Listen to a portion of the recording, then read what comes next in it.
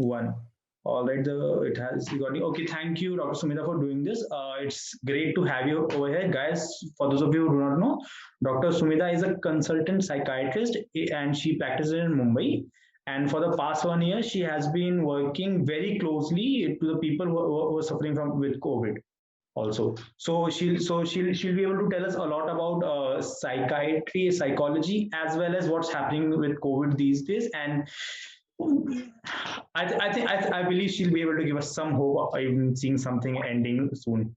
So, Dr. Smita, first thing that I'm going to ask you is, what is the difference between a psychologist and a psychiatrist? Because Oh, the a lot basic of people question. don't know. Yeah, So psychology, this is a very okay. basic question, but people So don't I'll know give it. you like, yeah, so I'll give you something which is very, even a layman can understand, that a Mhm, psychiatrist is a doctor. They are medical doctors. I've done my MBBS for 5.5 years, and then I did mhm, my 3 years of MD in mhm. psychiatry. Okay. So psychiatrists are doctors, whereas psychologists are not doctors in the sense that they cannot prescribe medicines. They Okay. practice therapy, they study human behavior, and Okay. they treat disorders through therapy, not with Okay. medicines, whereas psychiatrists can do both.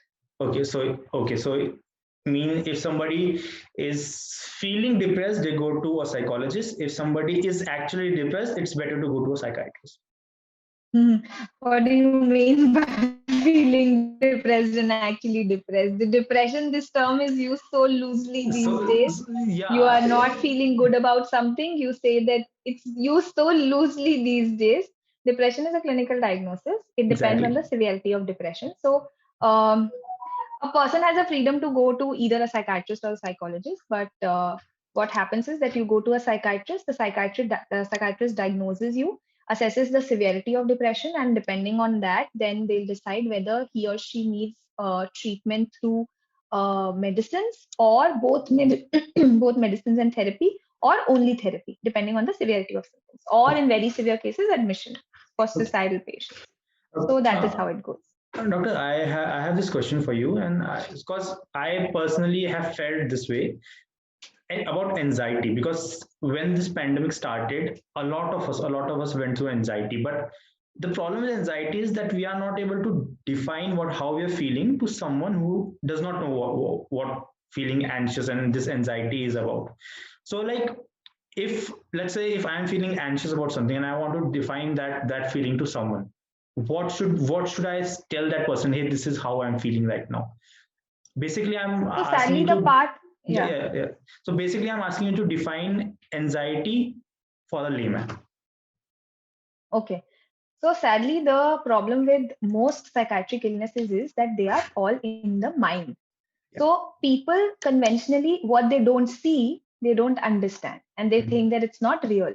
The major reason why people keep ignoring their issues or their relatives' issues, even though they keep telling us that, there's something that's weird happening is that with us. Mhm. Anxiety has two components. There is a physical component, things that Mhm. happen in your body, and there's a mental component. So the physical component, you'll have things like palpitations, there can be breathlessness, sweating, your tremors of your hands.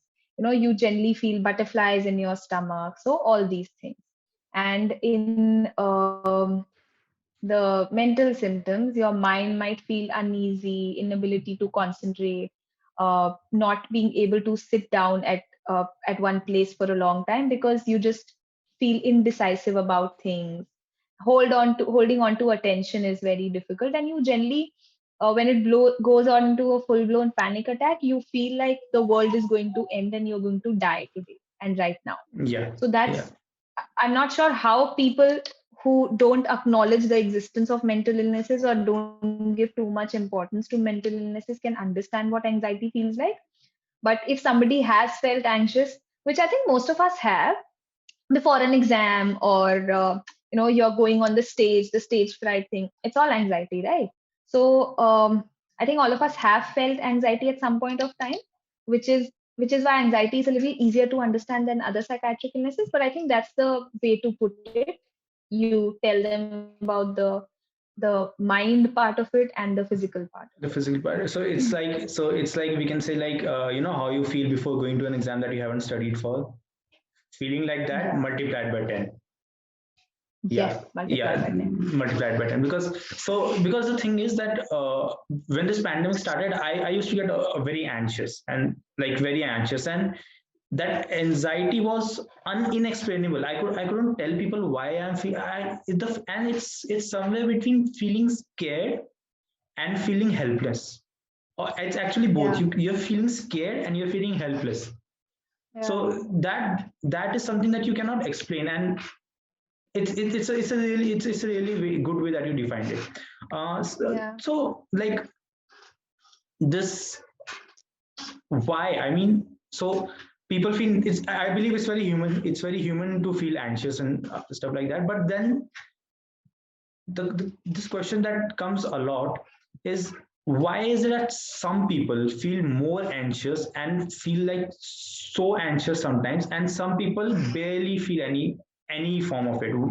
Meanwhile, even if they have the same kind of, like, they grew up in the same household or something like that, some people are like very crippled by it, and some people are very okay with it, like, yeah, I don't feel anxious kind of it.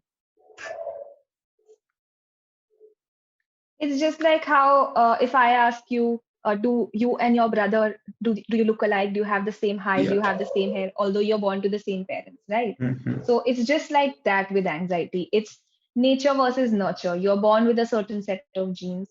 You're born with, even though you're brought up with the same people, but the way your genes will interact with that environment, and you'll react to certain situation is going to be different. So that is what happens with anxiety or any mental illness per se.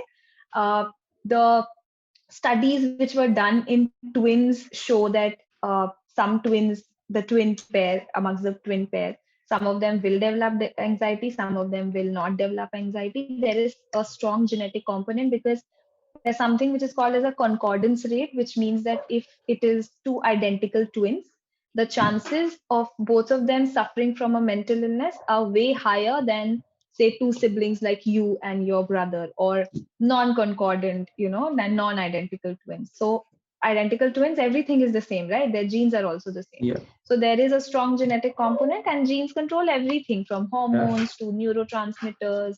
That's the origin of anxiety.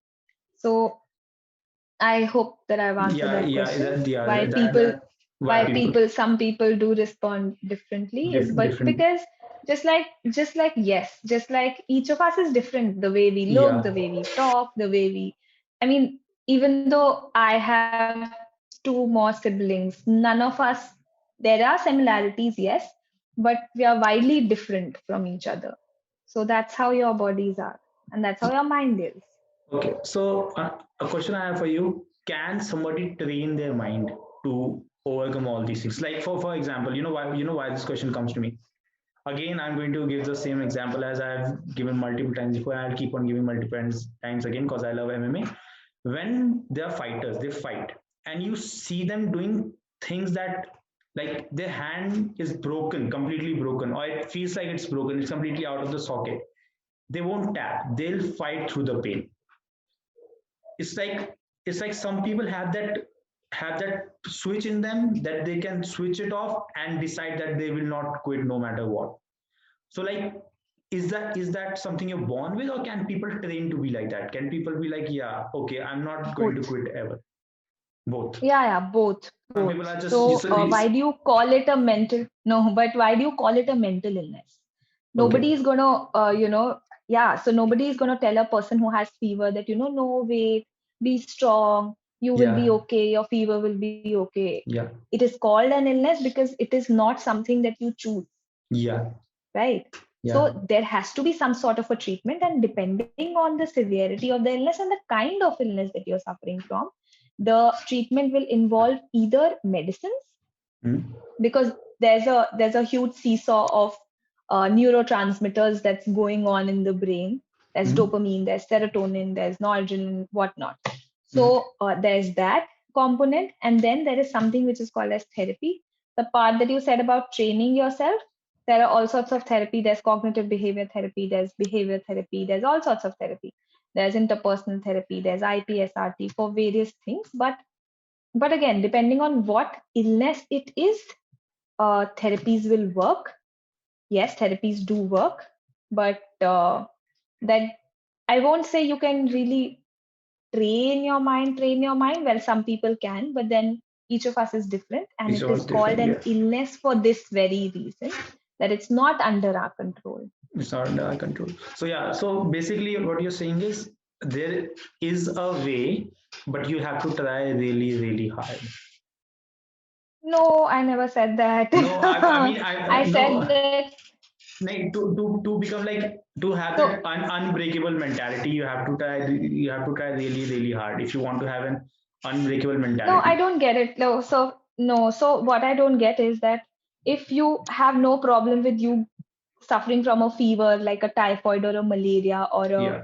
or even a corona, why do you feel that people with mental illnesses, there's something wrong, there's something to be trained or something to be done, right? I Oh, mean, there's a problem with the way yeah. people are approaching mental illnesses. Okay. So I'm not just Yes, talking there is about something called uh, as resilience. okay, Yes, okay. there is something called as resilience, but that is a whole.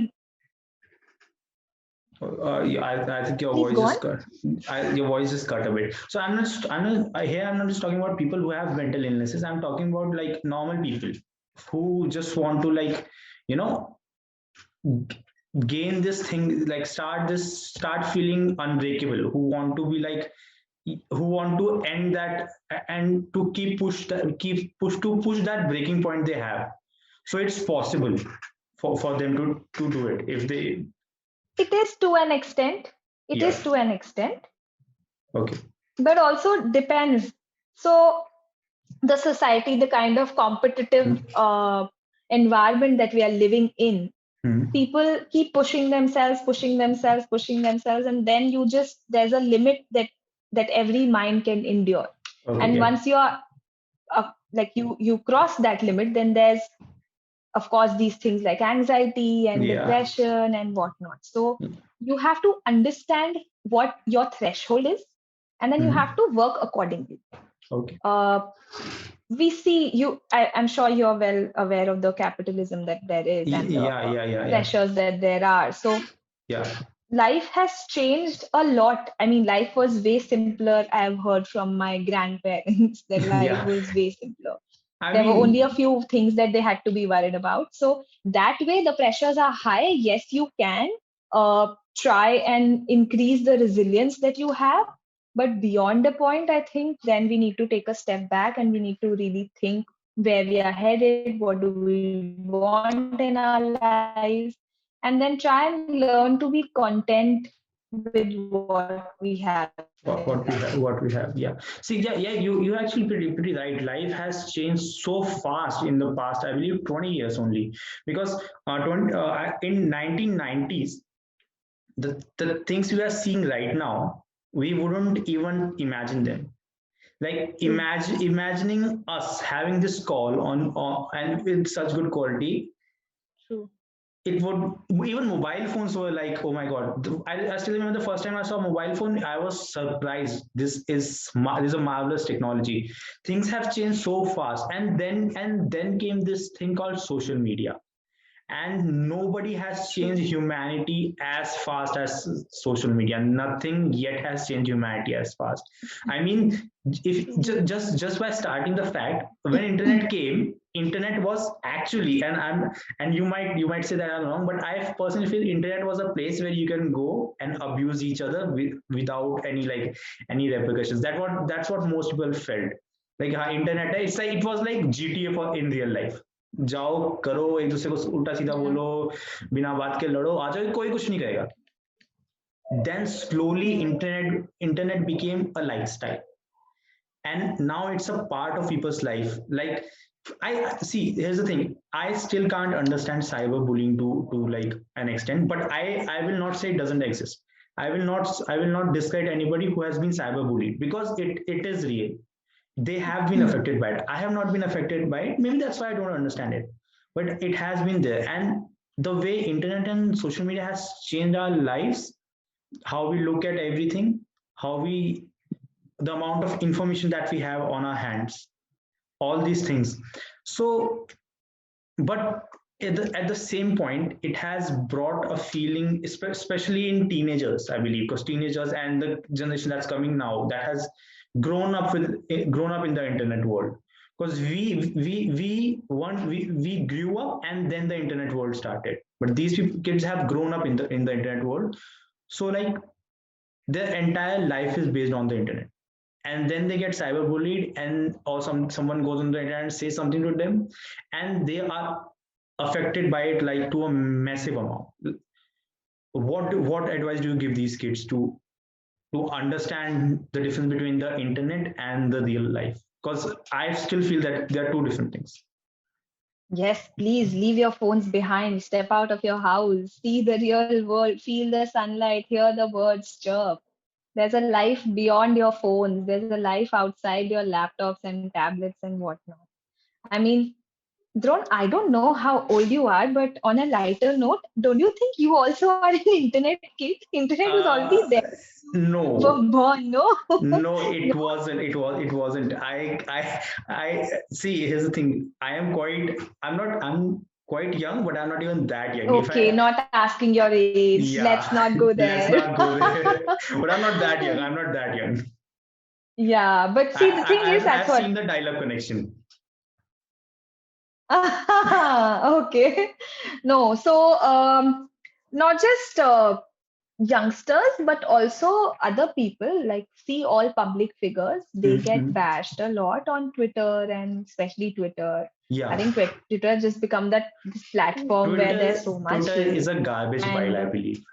I personally, it's a garbage pile. well, I didn't say those words, but I yeah. I I I I will No, but I'll keep on saying stuff like that for the rest of this podcast, like every podcast, like, because I personally believe Twitter is a garbage pile, and if you're on Twitter, you can leave and it will have zero effect on your life.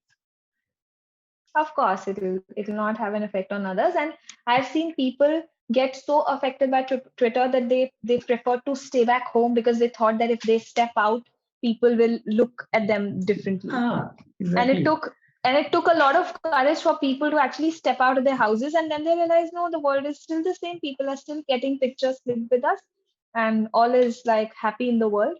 So for everybody, one, I'd say that social media is not who you are. Your identity is not defined by social media or the number of followers you have or the pictures that you post on social media.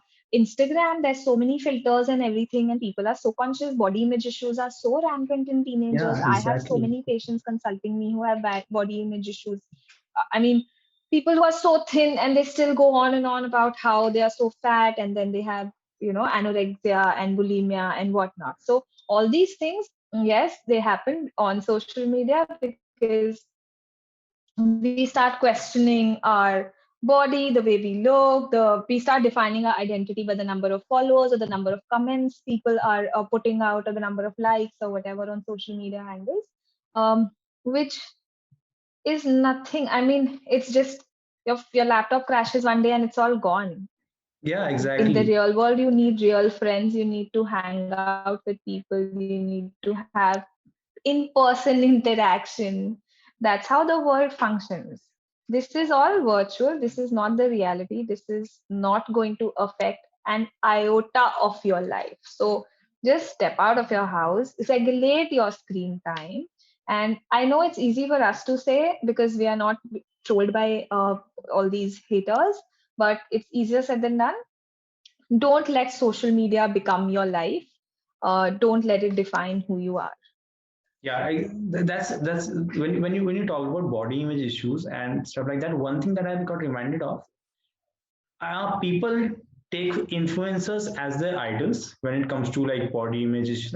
Here's the thing: these people get paid to work out all the time, eat healthy all the time, and go do their advertisement. They are getting paid for it. You're not getting paid for it.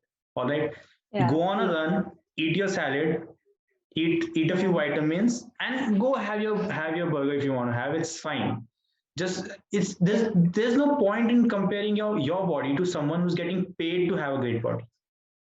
True, and also the idea is to be healthy. Exactly, exactly. You'll see that in families, just like every person's height is different, every Hmm. person's body weight is different. The idea is Exactly. to be healthy. The idea is not to be stick thin. And fashion keeps changing, yeah, Drone. Like there was a time when Kareena Kapoor was zero, size zero, and Yeah, yeah. everybody wanted to be size zero. Now that fashion is out, nobody wants to be size zero, right? So it's all a phase, I think, and the idea is to be healthy. But there's a lot of other things that are associated with body image disorders. A lot of times we see that it's not just social media. There's a lot of problems at home or with their Yeah, siblings or yeah, interpersonal relationships. So we yeah. need to tackle all that. Uh, so yeah, that requires like a whole team working on Then, working with the kid and the parents and yeah, everything. there needs to be way more talk about body positivity. Because I've seen I've Yeah, seen I've seen people who get a scar, and this physical scar doesn't affect them as much as their mental scar does when they get it, because they're continuously thinking that, yeah, oh my god, I have this scar, yeah. I have this scar, I have this scar. I personally believe scars, or spots or stretch marks, these are the stuff that make you human. How can you Yeah. expect to grow and have a life without stuff like that? So Yeah. scars used to be a sign of, a sign of growth. So they used to be a sign of growth. Oh man, this person has a lot of scars. Yeah. That means they have grown. And now everybody's going after Yeah. that Yeah. perfect body. And when you go after anything perfect without realizing that there's no such thing as perfection, you're definitely going to Hmm. like not have a good time, regret And the it. sad part is that now there, and the sad part is now we have plastic surgeons Yeah, and people are ready to get under the knife to get the perfect body. And I don't no, but I understand think I why think would it's you do also that. it's a full circle, like we watch movies and we like actors and actresses with perfect bodies and we want to be like them because they are the definition of beauty. And then even while actors or actresses are auditioning for their movies or shows or whatever. I have heard stories where my own patients have told me that I was rejected because my teeth were a bit crooked, or there's a scar on my nose, or Yeah. maybe I put on 2 kg. So it's so superficial, and it's so, I don't know. I don't get it. People don't But yeah, I understand think this that. is why but I think this is why this culture of body image issues is being propagated. Yeah, Uh, Fair skinned people, or how it is in our country, like yeah, yeah, look at these exactly. fairness creams, ads and everything. Fairness creams are the So it's just worst. They're sad, the is what I can worst say. because Yeah, not only yeah. they just don't work, they work in the most negative way as they bring down your self confidence. Do they not work, Drone? I don't think they work. They work negatively. Have you tried a few? No, but I mean, come on. How can like a fairness? It doesn't even make sense. How can a fairness cream work? Like, if there's certain I don't amount of know. if there's I certain am. amount of melatonin in your skin, it's going to be there. How are you supposed? How is a cream going to take it out? Like, it's your genes at this I point. don't know. I don't know the science behind it, Yeah, but it I is. think It I is. think it's bullshit. I seriously think it's bullshit. Okay, Yeah, but now, also yeah, we idolize fair skinned people because the Britishers and the long exactly. Yeah, history. I So even that's a different story I even altogether. even Yeah, I think it's a colonial thing, because if you look at the pictures of old it is. It is. It Maharaja, is. old Maharajas, they weren't that fair skinned. It's a very colonial No, they thing weren't. that, oh my god, you have fair Yeah, skin, that means you must be from an upper background, and from that upper background yeah, at this point has yeah, become an upper caste, which is yeah, yeah. True. so. Okay, now let's talk about something that's going on right now, and you know what I mean, COVID. Because there are a lot of questions that people have asked me and asked in general that they don't know the answer of. First of all, what is ivermectin? Because a lot of people are afraid to give it to their families. They don't know what azithromycin. We all know it's an Without going antibiotic. into the Yeah, so without going into the details of it, I'll just tell you that people found that ivermectin reduced the severity and the duration of COVID, which is why people started giving ivermectin. I don't know how much research there has been on the medicine per se for COVID, because COVID is a new illness. It's just been a year and a half. So nobody really knows. Initially, we were saying that hydroxychloroquine works. Now there are reports that it doesn't work. It doesn't work. So at this point of time, instead of resisting it, just take it. It's not going to harm you. If it's not going to help you, it's definitely not going to harm you. It's not. So it's not a harmful medicine that will give Of you. Of course, every medicine has side effects, but it's not going to give you a heart attack for sure. Yeah, that's all. And so another thing is, so you've said it multiple times that the oxygen level, if it goes beyond 93, you gotta rush to the hospital. Now the problem is there aren't enough hospital beds. There aren't We enough don't have to oxygen rush beds. to the hospital. I always say that once it goes to below 93, you keep monitoring every 2 hours and do a walk test. Okay. You walk for 6 minutes and you record your pulse saturation, oxygen saturation before and after that walk, and see how much it drops. If it's dropping to less than 93 and it stays there persistently, let's say every 2 hours you're monitoring, right? So 2 hours pay, let's say it was 92, and then the next 2 hours ke baad again it's 91 or 92. If it persistently stays there, then we need to be worried about. But also these times where there are no hospital beds, even 92 pay, I think we can start steroids and we can afford to kind of save a hospital visit there. But what is required is strict monitoring of oxygen saturation. The minute you start seeing that there's a pattern and it's falling more despite giving steroids, then you need to rush to the hospital, Baba. Then there's no excuses. Because see, I've seen people whose oxygen fell and it was falling drastically, and they refused to go to the hospital. They were like, yeah, we'll be fine. And then we all know the consequences, because these are dire consequences they face. So you're saying if it's below 93 and above 90, contact your doctor and ask them about steroids. Ask them, should you take it or not? And arrange, should you not take it? Take it. Should you not take it? The doctor will give you steroids for sure. And also, it's good if you can have an oxygen cylinder or a concentrator or oxygen cans at home, just as an emergency measure. Right? By the time you find a hospital bed, you shouldn't be left stranded without any oxygen altogether. So in case, so there's a thing called the prone position. Does that help if in case of urgency? It helps mechanically. It helps. Yes, it helps mechanically because your lungs are in a non-dependent position. So when we lie down, the heart is compressing on the lungs. Right.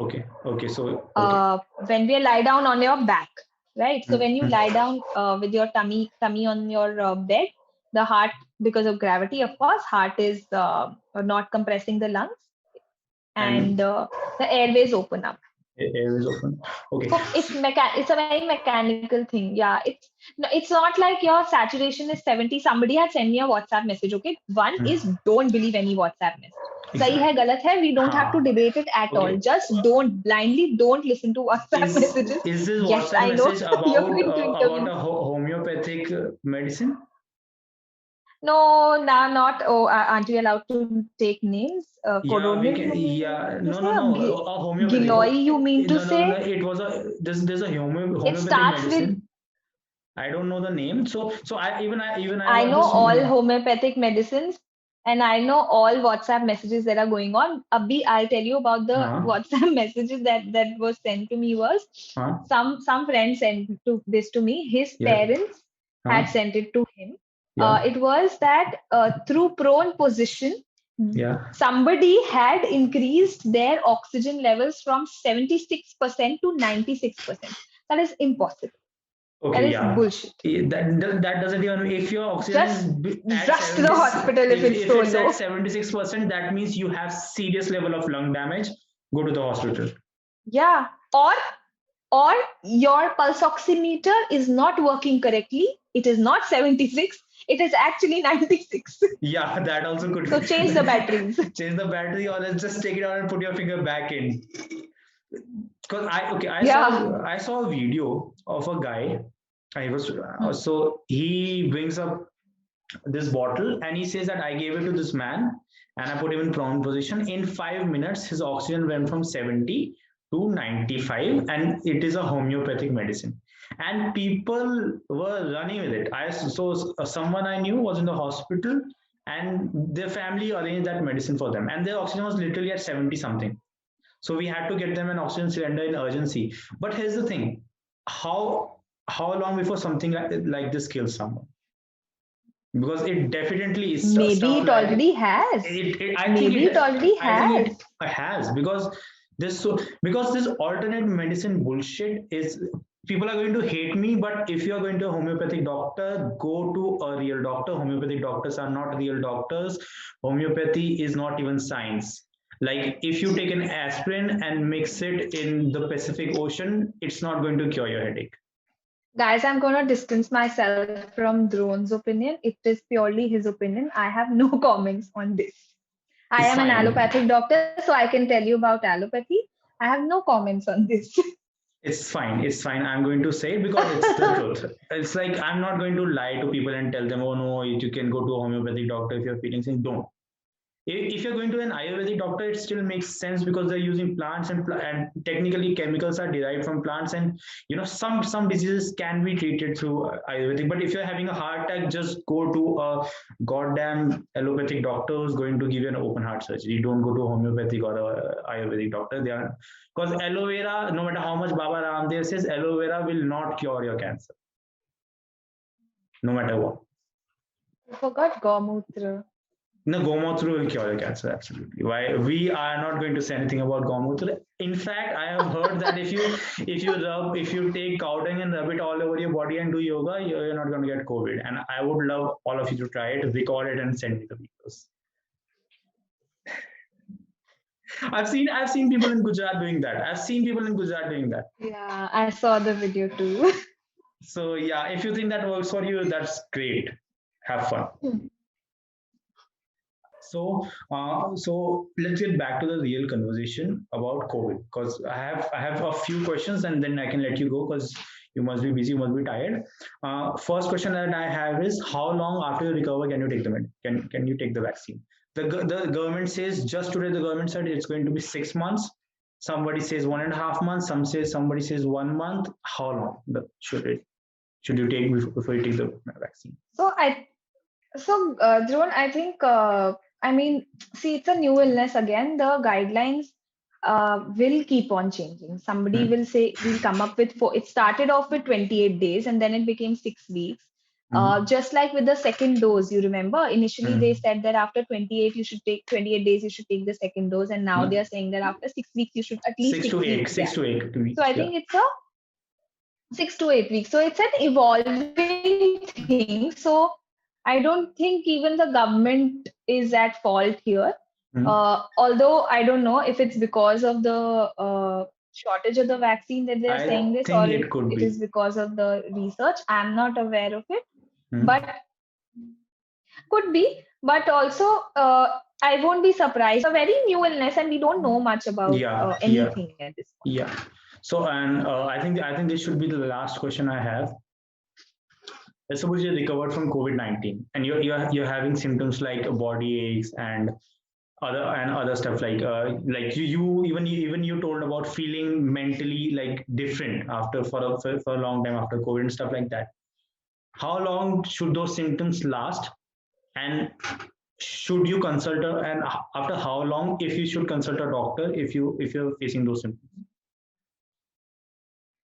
So, what happened with me personally was that the symptoms, when I was negative, I think after 14 days I got myself tested, and this was like uh, almost 2 months back. So no, we Smita, let's do one thing. I think your bandwidth is quite low. You can like turn off your camera. That will like help us okay, like okay, okay, reduce the sure, load sure, on the sure. network. Mm, okay, Yeah, great. does it help now? Yeah, Yeah. it's much clear So also. okay. Yeah. So what happened with me personally was once the physical symptoms got better, Mhm. uh, I started going to the hospitals once I tested negative, but I had Mm, to literally force myself to go to the hospital. And it's only because I knew that I had to do COVID duties and I couldn't take an off that I mm, kept continuing mm, um, to go to the hospital. But the minute I used to come back home, uh, mm. I mean, I just used to crash. I didn't feel like talking to anyone. And I'm not this person. I didn't feel like Yeah, talking to anyone. yeah. I didn't feel like watching Netflix or anything on the laptop. I just felt, I didn't even feel irritable. I just felt like dead on the inside. There Exhaust. was, my It, mind was blank, there was brain fog, there was malaise, there was fatigue. I didn't feel like eating anything good, like we never ordered from outside. I didn't get the okay. urge to feel some. I had to do things. After a while, I realized that this is something that is not right. There's something that's wrong Yeah. with me. So Okay. I intentionally tried to stimulate myself with things, like I used to put on like loud music and peppy numbers so that there's some sort of stimulation that goes on, right? Okay. I tried to go for a walk, but I used to get exhausted so fast. But that was all in an effort to make myself feel something. Okay. I Okay. just wasn't feeling anything. I knew there was Uh-huh. something wrong, but Uh-huh. I think I I think because I've worked with COVID patients, I understood that this is a part of the psychological symptoms that a lot of people are experiencing after COVID. Mm, And I didn't panic. mm, I didn't make a big thing out of it. mm, I just waited it out, and in the meanwhile, I just did things little. I took one day at a time, and I uh, set like very tiny targets for myself for every day. Like I'll read one page of mm, a mm, book, mm, mm. so that tiny a target. So, but it gets over. So it does. It did with me. Yeah. I think we'll get new research on whether it is continuing and for how long. Just today, I was reading this article on post-COVID syndrome and how after every big pandemic, there have been these mental health issues. Like I was reading about Spanish influenza, the Yeah. Yeah. Russian flu pandemic that took place, which left, I think, 1 million people dead. So they were huge in their times, and all of them had these symptoms that I'm telling you about. Mm-hmm. Recently, I had a patient with, he was feeling that people are talking about me, so something like a paranoia. Yeah. Yeah. But yeah, and he knew that it was wrong. Yeah. So there's something that's wrong with him. He just couldn't understand why this is happening, and he got very flustered with the whole thing. But all these things are happening. People are experiencing insomnia. There was a study that I was reading that 75% of patients who recovered from COVID are experiencing some sort of psychological symptoms. So it's that common. Now, if it's something that's really and the severity of symptoms is too much, like let's say if you're having full blown panic attacks or Yeah. anxiety or insomnia, it's going to cause problems to you in like your day to day life. So there's no Mm, harm in consulting a psychiatrist and maybe like do a short course of medicines mm. to help you tide over the difficult times. And then, of course, the medicines will stop. But or you can do, try and do what I did. Like I could do that because I knew that the severity is not too much. But I Okay. won't have thought twice before starting medicines if I did feel that I needed the medicine. You need it. Okay. So if I did, I would have used medicines Okay. because I prescribe them to my patients. I know they Yeah. are effective. Yeah. Yeah. And why shouldn't I? If it's going to make my life easy, why shouldn't I? It's not that I'll get habituated to those medicines. Mm-hmm. There's nothing like that, and they really help. So yes, the one way is to uh, like take things one day at a time Mm-hmm. and sort of know that yes, this is going to end. Mm-hmm. And the other thing is consult a mental health professional, Mm-hmm. because when you're in that frame of mind, you really don't understand what to do, and you know that there's something wrong with you and you don't know what it is. You can't Yeah. pinpoint it what is wrong with you, Yeah. because it does not fall into a particular category. Like if you look at the diagnosis of mental illnesses, these symptoms might not fall loosely fall in all categories. Maybe some aspect of Mm-hmm. anxiety, some Mm-hmm. aspect of forgetfulness, some aspect of Mm-hmm. insomnia. So it's Mm-hmm. all over the place. Mm-hmm. So why not take an opinion from a mental health professional? Yeah. Okay, thanks a lot. I think that answers all of our questions. And if we have any more questions, would you like, do you have a public, like a blog or something like that you would like to tell people about? I don't have a vlog. No, I I'm think you, still working on my social media skills. I no, like but you should write a I'm taking blog. I baby think, steps. I think you should write a blog, and Yeah. yeah, I think you should, because there's a lot of things that that you should tell people, because the problem is that people don't know. Even if we, True. and not just don't know, they people don't, and those who do, they don't know how to explain.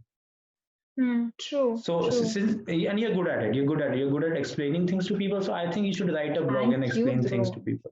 I mean, Thank you you. I are think I'm good. gonna take your advice on this and Yeah, let start a blog, if the next time write we about it. meet, I have a blog or Yeah, not. and Let's we'll pitch a blog also. Okay, it was amazing, amazing sure. have you, and I would love to have you Same here, again. Drone. Okay, thanks a Same lot. here. What an Thanks a lot. interesting conversation. Yeah, Take care. it was pretty good. Thanks a lot.